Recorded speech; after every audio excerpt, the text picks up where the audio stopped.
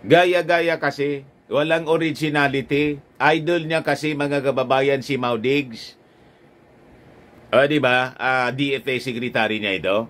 Ni Mau Diggs si Teddy Locsin.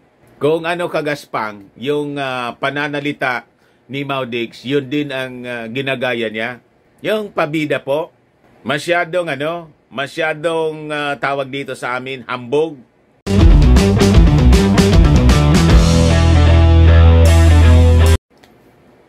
Ito mga kababayan, si Teddy Locsin, I think kailangan na itong palitan ng ating Pangulong Bongbong Marcos. Hindi yata ito bagay na maging ambasador.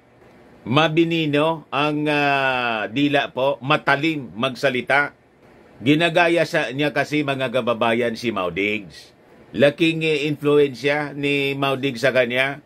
O ngayon, nasadlak siya sa controversy. Ayan po, DFA distances from Locsin's statement on Palestinian children.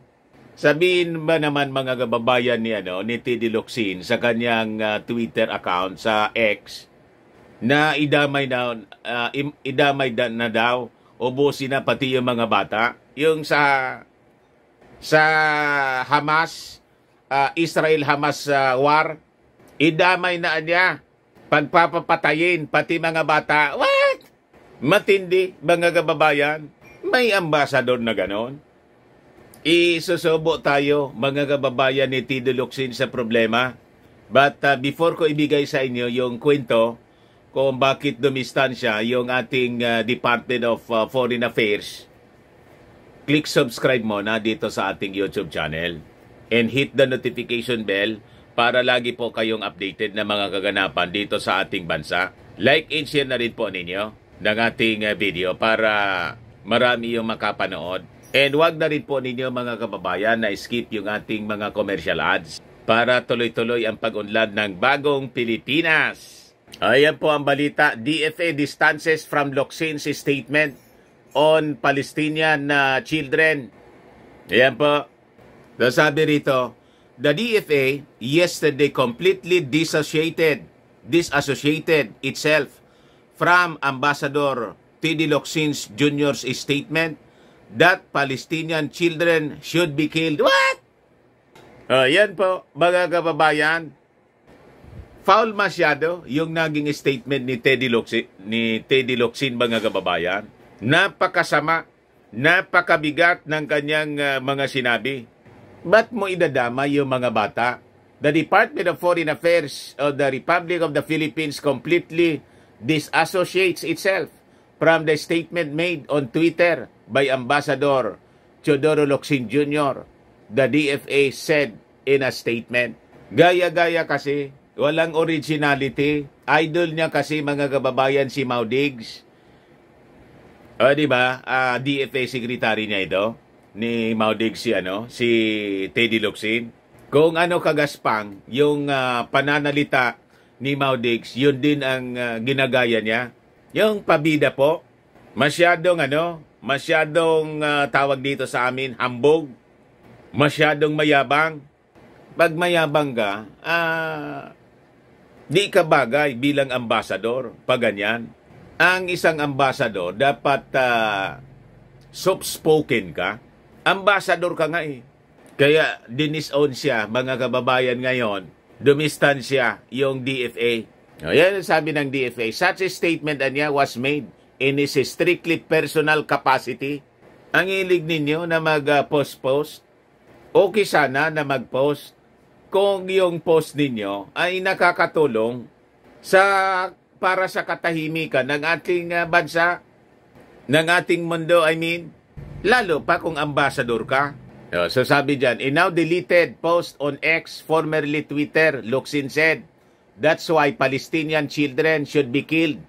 They might grow up to become as gullible as innocent Palestinians letting Hamas launch rockets at Israel.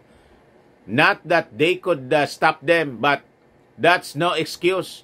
They are Muslims. Matindi po, linahat niya. Very sweeping po. Hindi man lahat ng Muslim ganon. Di ba? Kaya dito sa ating bansa, may mga Muslim po na umalis doon sa Mindanao. Pumunta na kung saan-saang lungsod dito sa ating bansa. Bakit? Ayaw nila sa kaguluhan. Just like us. Siyempre, pag magulo yung lugar, hindi ka makakapaghanap buhay ng maayos. Nalalagay sa peligro yung buhay ng pamilya mo. Aalis ka. That is a natural reaction ng isang tao. Kaya mga negosyanteng Muslim po, kahit dito sa amin, umalis daw, nakakausap ko, umalis daw sila doon sa Mindanao kasi magulo noon. Ngayon, maayos na yung Mindanao. Pero noon po, mga kababayan, sige lang po ang barilan doon.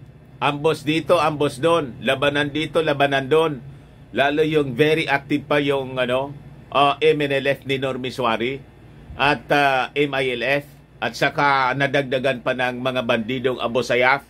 But this time, hindi na po masyadong ganon. Hindi na magulo because of the peace efforts na ginawa ng gobyerno.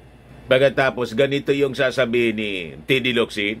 Ang daming mga Palestino rin, mga kababayan, na ayaw nito. Kaya lang, na-hostage sila ng mga militant Hamas. Kaya ano sabi ni Netanyahu? Before sila na mag-ground invasion po, nag-advise yung Israeli army, you leave Anya Gaza para hindi kayo madamay. Kasi papasukin namin yan para ubusin yung mga Hamas. Yung mga Hamas lang ang target ng mga Israeli army. Hindi yung kasama yung mga bata. Sumobra po itong si Teddy Locsin. Isang kahihiyan, mga kababayan, sa ating bansa. Unang-una, hindi man assignment niya yung Middle East. Ambassador sa United Kingdom. Yan po, Locsin, who is concurrently serving as ambassador to the United Kingdom in the President's Special Envoy to China for special concerns, has apologized for his social media post. The damage has been done. Kaya, I think ang magandang gawin, other than yung pag-apologize niya, mag-resign ka na lang po, Teddy Locsin. Hindi natin kailangan yung mga impulsive na mga leaders ng ating bansa. Kailangan nating mga leaders yung before na magsalita, nag-iisip muna, pinag-aaralan ang lalabas sa kanyang mga bibig. Yun ang kailangan nating mga leaders. So sabi niya, I immediately deleted my sarcastic response to a tweet as I realized it could be misconstrued and retweeted to incite. The former Foreign Affairs Secretary said, my apologies to those who did misconstrue my sentiments and did in fact get triggered. I obviously was not advocating for the literal death of anyone, but rather simply for the end of any ideology that condones terrorism in any way, shape, or form. Wala na po.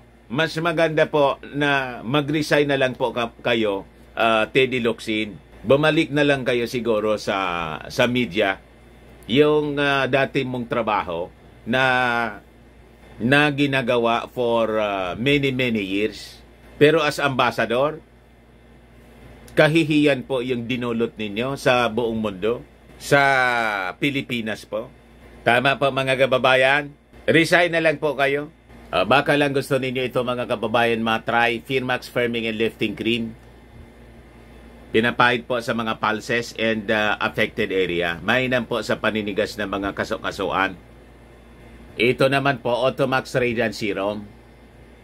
Sa mukha naman po yung application. Anti-aging po siya. You will look 10 years younger than your age. Sa mga cancer patients naman po, baka lang gusto ninyo itong itry. Nengxia Red Mix Fruit Drink. Hindi man po siya gamot. Food supplement siya. Kaya lang, gawa siya mga kababayan sa goji berry. Yung goji berry may anti-cancer properties. Yung mga inquiries ninyo, dumiretso na lang kayo sa aming messenger sa Facebook para masagot namin agad. Ayos po. Ako po si Dante Maravillas. Bye-bye. God bless.